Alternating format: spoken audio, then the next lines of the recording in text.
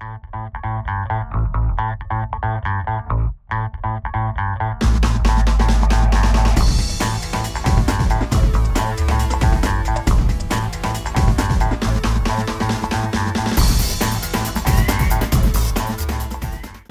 pouvez imposer votre contrat sans difficulté et aller finalement assez loin dans les négociations et dans les mécaniques contractuelles que vous pouvez leur imposer.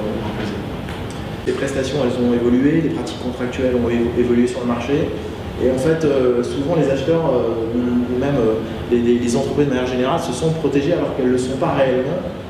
Parce qu'en fait, il y a un décalage entre ce qui est écrit dans le contrat et la réalité. Il y a aussi eu beaucoup de modifications de pratiques et d'outils suite à des visites de l'inspection du travail. On revient à notre sujet de la régie et de faire des forfaits, etc. Il y a souvent un grand décalage entre le niveau d'exigence juridique et ce qu'on peut négocier dans la réalité. Donc ça crée des difficultés de négociation.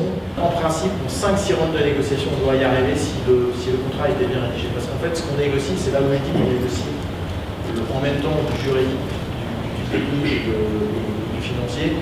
C'est que finalement, les clauses qui vont être négociées, c'est toutes les clauses qui ont un impact en termes de prix.